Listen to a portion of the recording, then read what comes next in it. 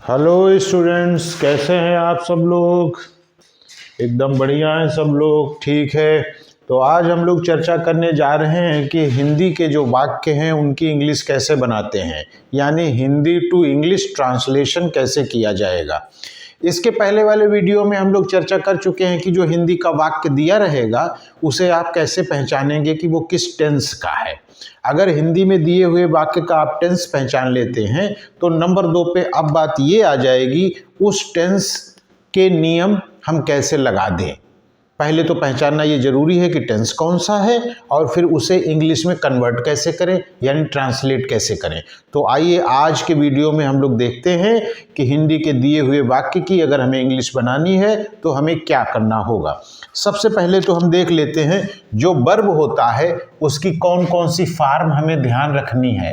Verb की हमें कौन कौन सी फॉर्म ध्यान रखनी है, तो हमें B1 ध्यान रखना है, B2 ध्यान रखना है, B3 ध्यान रखना है और हमें B4 ध्यान रखना है। और दूसरी बात ये ध्यान रखिएगा कि ये 4 फॉर्म जो है आप इनको याद कर लीजिएगा कि 4 फॉर्म ये कैसे कैसे बनती हैं, क्या क्या किसमें होता है, बहुत ही आसान शब्दों में। दूसरी बात कि वर्ब के बारे में जो दूसरी बात सीखेंगे वो ये सीखेंगे कि वर्ब जो है सिंगुलर है कि प्लूरल है। आप ये तो जानते हैं पहले से कि नाउन सिंगुलर है कि नाउन प्लूरल है, आप ये जानते हैं, लेकिन अगर कोई शक है वर्ब के बारे में तो वो भी हम जान लेते हैं। देखते हैं करना क्या है। सपोज कीजिए एक नाउन है बॉय, और बॉय को अगर हमें प्लूरल बनाना होता है तो हम एस जोड़ देते हैं। लीजिए ये बॉयज हो गया, तो बॉयज प्लूरल हो गया और जो बॉय था वो सिंगुलर था। ऐसे ही जब आप गर्ल लिखते हैं तो गर्ल सिंगुलर है और एस जोड़ दें तो ये प्लूरल बन जाता है। तो नाउन के मामले में आप जानते हैं इसमें कोई दुविधा नहीं है, लेकिन वर्ब का मामला इसके अपोजिट होता है। देख लीजिए, अगर कोई वर्ब गो है तो ये वर्ब जो है प्लूरल है, ध्यान दीजिएगा। अगर कोई वर्ब के साथ एस या ईएस नहीं लगा है तो वो प्लूरल होती है, यानी जो वर्ब आप पढ़ते चले आ रहे हैं वो सारी वर्ब कैसी हैं, प्लूरल हैं। अगर उन्हें सिंगुलर बनाना है तो उसमें एस या ईएस जोड़ना पड़ता है। यहाँ नाउन के साथ दूसरी बात थी, यहाँ एस जोड़ने से प्लूरल बन जाता था, लेकिन वर्ब में अगर आपने एस या ईएस जोड़ा तो वर्ब सिंगुलर हो जाएगी। तो नाउन आप जानते हैं, उसको जानते रहिए। वर्ब की बात कर लीजिए। वर्ब अगर आपके पास ईट है, ईट अगर वर्ब है तो वर्ब पहले से ही प्लूरल है। अगर सिंगुलर बनाना है तो क्या कर लेंगे, ईट्स कर लेंगे। इसका मतलब ये हुआ, ऐसा हम क्यों कर रहे हैं, क्योंकि जैसा सब्जेक्ट होगा वैसा ही वर्ब होगा। सब्जेक्ट सपोज कीजिए रमेश, यानी सिंगुलर है, रमेश एक ही व्यक्ति है, सिंगुलर है, तो रमेश ईट्स हो जाएगा। और अगर 2 लोग हैं, जैसे वी माने हम, तो कम से कम 2 लोग तो हो ही गए, तो बी ईट्स नहीं होगा, बी ईट होगा, क्योंकि बी जो है प्लूरल है तो वर्ब भी आपको प्लूरल लेना पड़ेगा, तो वी ईट हो जाएगा। अब आप समझ गए मेरे ख्याल से, इसको कहते हैं सब्जेक्ट वर्ब एग्रीमेंट, यानी जैसा वर्ब वैसा सब्जेक्ट। ठीक है, अब ध्यान दीजिएगा, तो ये जो B1 है ये या तो सिंगुलर होगा या प्लूरल होगा, वैसे ही B2 जो है या सिंगुलर होगा प्लूरल होगा, लेकिन देख लेंगे बाद में। पहले समझ लीजिए B1 आप किसे कहेंगे। B1 सपोज कीजिए आपने गो कहा, ये भी B1 है, लेकिन ये B1 जो है ये प्लूरल है कि सिंगुलर है, बताइए। ये प्लूरल है, वर्ब अपने आप में पहले से ही प्लूरल होता है, इसे सिंगुलर बनाना पड़ता है। अगर सिंगुलर बनानेंगे तो गोज करना पड़ेगा, ईएस जोड़ा। सिंगुलर की पहचान बता दें, जहां आपको वर्ब में एस दिखाई पड़े, एस का मतलब सिंगुलर, तो ये वर्ब हो गया सिंगुलर, ये लीजिए। तो ये B1 हो गया, B1 का हमने आपको एग्जाम्पल दे दीजिए। और B2 जरा देख लीजिए, B2 में गो का B2 क्या होता है, बेंट। B3 क्या होता है, गॉन। आप देखिए गो, वेंट, गॉन। और B4 क्या होता है, B4 होता है गोइंग। याद रखिएगा, जो आईएनजी फॉर्म है उसको हम लोग B4 मान के चलेंगे। ठीक है, इतना आप जान गए। अब देखिएगा कि इनका कौन कौन साथी हो सकता है। तो आप यहाँ देखिएगा, जो B1 है ये गो है, ये B2 है ये बेंट है, ये B3 है ये गॉन है, ये B4 गोइंग है। अब हमेशा ध्यान रखिएगा, जब भी आपको कहीं B4 दिखाई पड़े तो इसके पहले आपको B जरूर मिलेगा, B जरूर मिलेगा। ठीक है, रहने दीजिए। जहां B3 दिखाई पड़े यहां आपको हैव जरूर मिलेगा। हैव या हैव का कोई अन्य रूप देख लेंगे अभी आप कहेंगे सर हैव के कौन कौन से रूप हैं। ये देखिए, ये B1 हम आपको बता रहे हैं हैव। अब B1 का सिंगुलर क्या होता है, हैज। एस आया है तो ये सिंगुलर, ये प्लूरल। B2 क्या होता है, इसका हैड होता है। यहाँ सिंगुलर भी यही है, प्लूरल भी यही है। B3 क्या होगा, ये भी हैड ही होगा। और हमें बताइए B4 क्या होगा, हैविंग होगा। देख लीजिए, यानी हैव का कोई फॉर्म यहाँ पर रहेगा B3 से पहले। ठीक है, और ये B क्या है इसको भी जान लीजिए। B की फॉर्म्स देख लीजिए। B की फॉर्म्स जो हैं B1 के लिए होती हैं इज, आर, एम, और B2 में इसे कहते हैं बाज और बर। और इतनी फॉर्म्स आपके पास B की होंगे, B1 की और B2 की। अब आप कहेंगे सर इसकी B3 में क्या फॉर्म होगी, तो B3 में इसकी फॉर्म होगी बीन, और B4 में इसकी क्या फॉर्म होगी, बीइंग। लीजिए, तो जो आपने B लिख रखा है, B की पूरी कहानी आपके सामने है। दूसरा एक और चेक कर लीजिए, बताइए सिंगुलर है, एस लगा हुआ है, सिंगुलर है। ये देखिए एस लगा है बाज में, सिंगुलर है।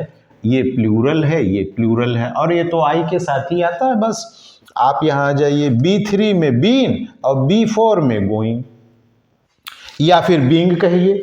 तो जो आईएनजी वाली फॉर्म्स होती हैं वे सारी की सारी क्या है, B4 हैं। और जो थर्ड फॉर्म है वो तो B3 है, जो सेकंड फॉर्म है B2 है, जो फर्स्ट फॉर्म है B1 है। तो आपको इसमें B1 में सिंगुलर प्लूरल देखने को मिल गए, B2 में भी सिंगुलर प्लूरल देखने को मिल गए। ठीक है, इनका हम लोग इस्तेमाल करेंगे जहाँ ज़रूरत होगी। तो ये जो वर्ब आपने यहाँ से यहाँ तक देखा है, ये जो वर्ब आपने देख रखा है, ऐसे इसे समझिए, इसको एक बॉक्स में अपनी नोटबुक में बंद कर लीजिएगा। इन्हें हम हेल्पिंग वर्ब की तरह इस्तेमाल करेंगे। जहां आवश्यकता होगी तो इन्हें हेल्पिंग वर्ब की तरह इस्तेमाल करेंगे। तो एक बार और देख लीजिए, अगर कहीं वर्ब आपको B3 दिखाई पड़ता है, यानी वर्ब की थर्ड फॉर्म दिखती है, तो उसके पहले उसका साथी जरूर रहेगा, यानी हेल्पिंग वर्ब जरूर रहेगा। तो B3 जो है ये अकेले चलने को राजी नहीं है, ये अपने साथ एक हेल्पर जरूर रखेगा। कौन सा रखेगा देख लीजिए, इनमें इनमें इनमें ये सारे पे नजर डालिए, इनमें से कोई होगा। अब होगा कौन सा इनमें से, ये पता करने के लिए आपको ये देखना पड़ेगा कि B1 है कि B2 है कि B3 है कि B4 है। ये हम देख लेंगे आगे चल के, ये तो हमें देखना ही है, तो हम देख लेंगे। लेकिन इतना जरूर जान लीजिए कि B3 से पहले हैव की फॉर्म्स आती हैं और B4 के पहले B की फॉर्म आती हैं। तो इतना ध्यान रखिएगा बस कि B4 से पहले B की फॉर्म देख लीजिए और B3 से पहले हैव की फॉर्म देख लीजिए। इनमें से हम कोई इस्तेमाल करने वाले हैं। एक उदाहरण के साथ हम लोग समझ लेते हैं। हमने लिखा कि रमेश जा रहा है, रमेश जा रहा है। इससे बात पूरी हमें समझ में आ जाएगी। तो देखिएगा, है का अर्थ आपने सीखा था प्रेजेंट, और रहा का अर्थ समझा था आपने कंटिन्यूअस, कंटिन्यूअस ये समझा था। प्रेजेंट समझा था, कंटिन्यूअस समझा था। तो यहां जब इस वाक्य की हमें इंग्लिश बनानी है तो हमें इंग्लिश में पता होना चाहिए कि प्रेजेंट किसे कहेंगे, कंटिन्यूअस। हिंदी में तो आप जानते हैं, हा देखने से प्रेजेंट, रह देखने से कंटिन्यूअस, ठीक है। आगे सब्जेक्ट लिख देंगे और बाद में ऑब्जेक्ट लिख देंगे, और बीचों बीच में जो आपने लिखा है ये, इसको वर्ब कहते हैं, ठीक है। अब इंग्लिश में समझ लीजिए, ये जो B1 आपको दिख रहा है इसका मतलब होता है प्रेजेंट, B2 जो दिख रहा है इसका मतलब है पास्ट, और B3 जो दिख रहा है उसका मतलब होता है परफेक्ट, और B4 जो दिख रहा है इसका मतलब हम समझेंगे कंटिन्यूअस। अच्छा, ये बात हो गई। अगर कहीं फ्यूचर आ जाए तो कैसे पहचान लेंगे? अगर कहीं फ्यूचर आ जाए तो कुछ नहीं, फ्यूचर की शैल या बिल पहचान होगी, ये हमेशा इसके साथ जुड़ा ही रहेगा, फ्यूचर के साथ, ठीक है, फ्यूचर के साथ जुड़ा रहेगा। बाकी जो जोड़ना है वो अलग से, लेकिन बिल या शैल देखते ही आप जान जाइए फ्यूचर का है, कोई नहीं, समझिएगा, फिर से आ जाइए।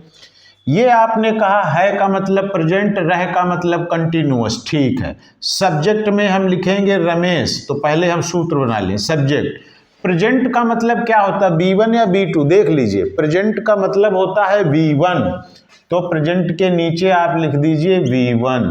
कंटिन्यूअस का मतलब क्या होता है, जरा देखिए, B4, ठीक है, हमने लिख दिया B4, ठीक है।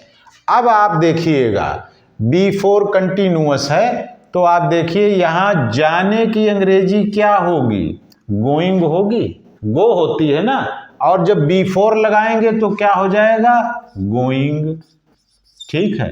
गो का B4 क्या होगा, गोइंग, यहां देख लीजिए, गो का B4 क्या होता है, गोइंग।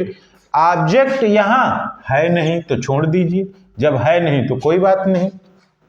अब देखिए, प्रेजेंट भी है तो B1 भी लगेगा। अब बताइए B1 हम कौन सा लगाएं? अब ध्यान से सुनिए, जब भी आप कोई ट्रांसलेशन बनाएंगे, अगर एक मेन वर्ब आया है ये, तो इसके साथ दूसरा मेन वर्ब नहीं आएगा, हेल्पिंग वर्ब आएगा, और अकेला है तो मेन वर्ब होगा, लेकिन 2 या 3 आ गए हैं तो एक तो मेन वर्ब हो जाएगा, बाकी सारे हेल्पिंग वर्ब हो जाएंगे। तो देखिए यहाँ B1 का हेल्पिंग वर्ब ढूंढिए, देखिए ये B1 है और हेल्पिंग वर्ब, तो आप कहेंगे सर यही क्यों देख रहे हैं? देखिए हमने बताया तो था B4 के पहले B आता है, तो B के हेल्पिंग वर्ब जरा देखिए, तो ये है B1, B2, B3, B4, तो यहाँ B1 लगेगा, B की B1 फार्म लगेगी। B1 में 3 है, देखिए, is, are, am, is, are, am. और अब बता दीजिए आप हमें कि ये जो रमेश है ये सिंगुलर है कि प्लूरल? तो शर्त समझिए, B1 भी लगेगा और रमेश सिंगुलर है तो वर्ब भी सिंगुलर ही लगेगी। तो बताओ, आर लगा दें, एम लगा दें कि इज लगा दें? इन तीनों में कौन सा सिंगुलर है? इज है, तो पहली शर्त B1 होना चाहिए, दूसरी शर्त सिंगुलर होना चाहिए। तो रमेश इज गोइंग बन गया, रमेश जा रहा है। तो ये तो बहुत आसान वाला था, आप में से बहुत लोगों को ये पता भी होगा पहले से, लेकिन अब थोड़ा थोड़ा आगे बढ़ते हैं, थोड़ी सी प्रैक्टिस आप कर लेंगे तो बिल्कुल क्लियर हो जाएगा, बिल्कुल आपको साफ साफ समझ में आएगा। थोड़ा सा आगे बढ़ लेते हैं, आप लिखिएगा रमेश घर जा चुका है, ये हमने लिखा, रमेश घर जा चुका है।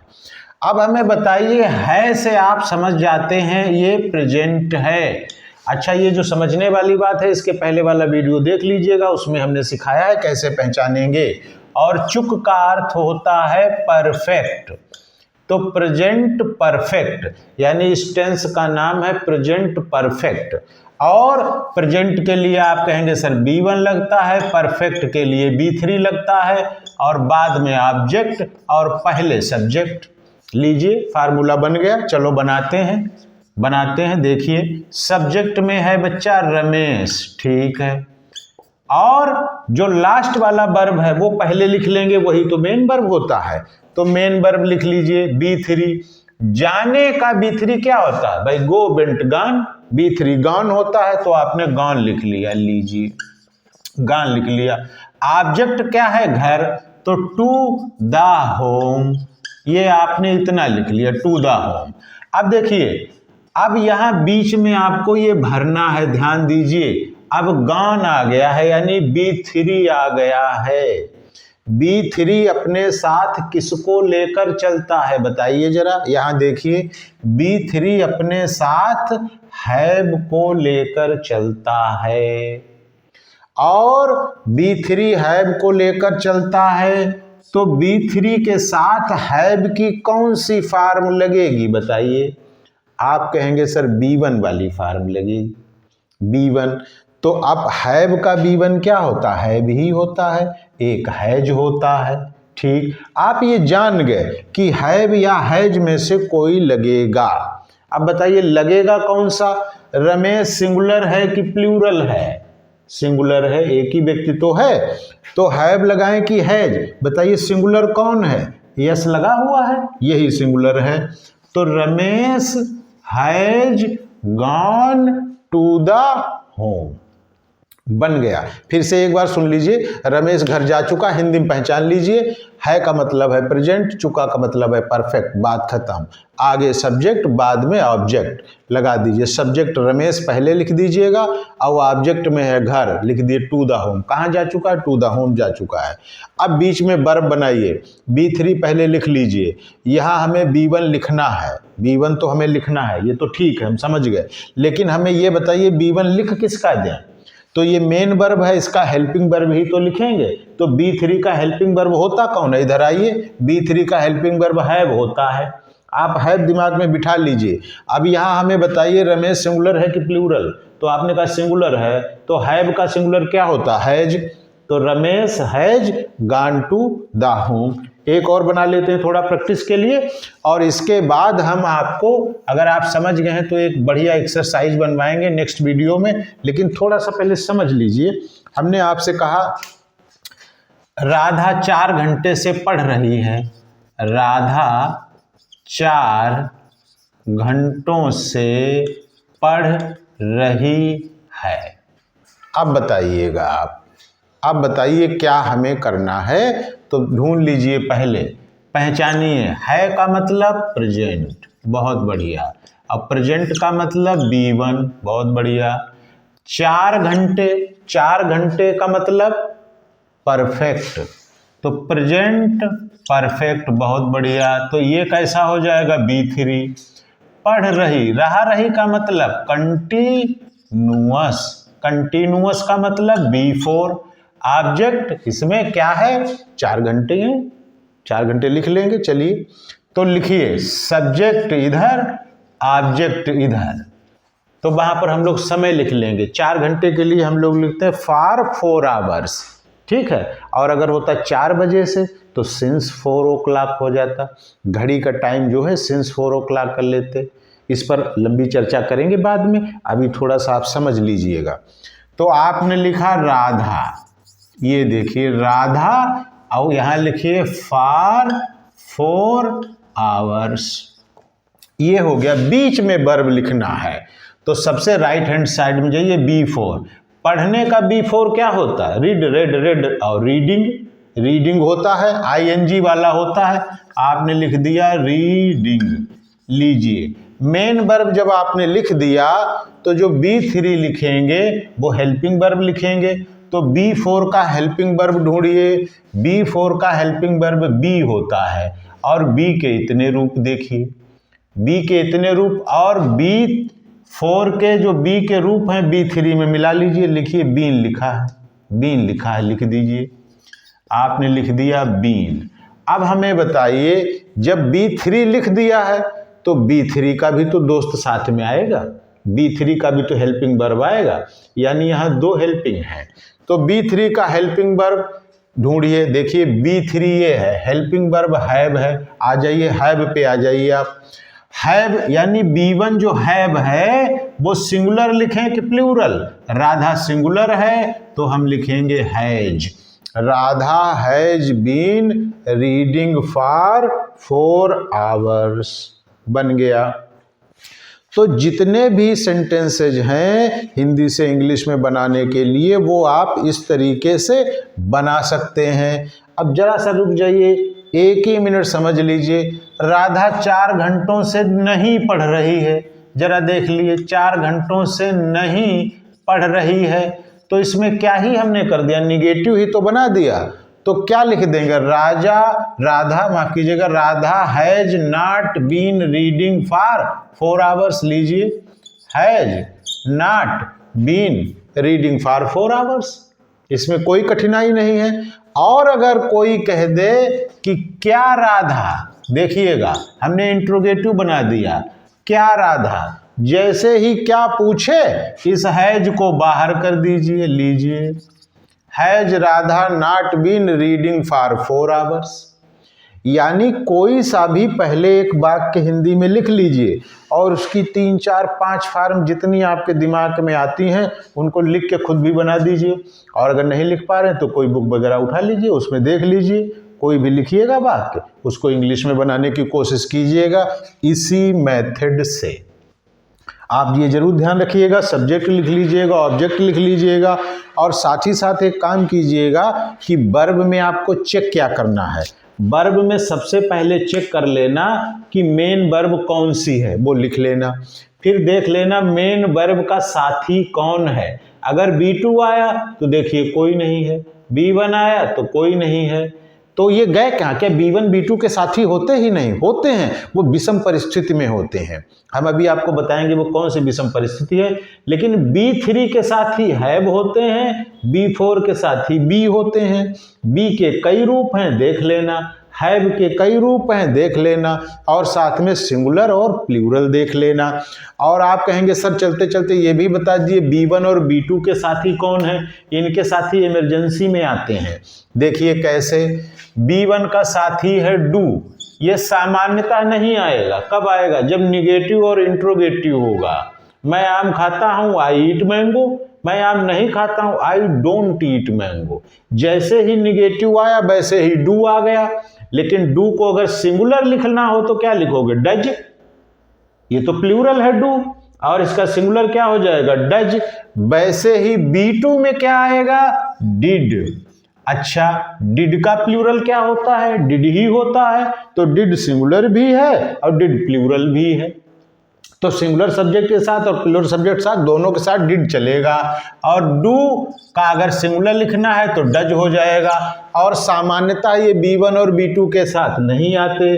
कब आते हैं, जब या तो निगेटिव आ जाए या कोई सवाल पूछ दे, या मना करना हो कोई काम करना, या किसी से क्वेश्चन पूछना हो, तब इनके हेल्पिंग वर्ब आते हैं। लेकिन B3 और B4 के हेल्पिंग वर्ब हमेशा इनके साथ ही रहते हैं। हैव इनके साथ रहेगा, B4 का बी साथ में रहेगा, और निगेटिव इंट्रोगेटिव में B2 का डिड हो जाएगा, अदरवाइज अफर्मेटिव में डिड नहीं आएगा। और B1 का डू या डज, सिंगुलर हो या प्लूरल हो। तो आप जान गए कि वर्ब सारे प्लूरल होते हैं, यस या ईएस लगा करके उन्हें सिंगुलर बना देते हैं। ठीक है, अब आप ये बात पूरी समझ गए। 2-3 वाक्य आप खुद बनाने की कोशिश करेंगे, सारे आपसे बन जाएंगे। और अगर नहीं बन पा रहे हैं तो वीडियो दोबारा देख लीजिएगा, फिर बन जाएंगे। इसमें कोई दिक्कत आपको आने वाली नहीं है। प्रैक्टिस के लिए हम एक एक्सरसाइज और ले लेंगे और उस पर प्रैक्टिस कर लेंगे। अगर वीडियो आपको समझ में आ रहा है, पसंद आ रहा है, तो इसे लाइक करें, सब्सक्राइब करें, कमेंट भर भर के करें, और कोशिश करें कि आप अपने साथियों को भी शेयर कर दें। तो वीडियो देखने के लिए आपका बहुत बहुत धन्यवाद।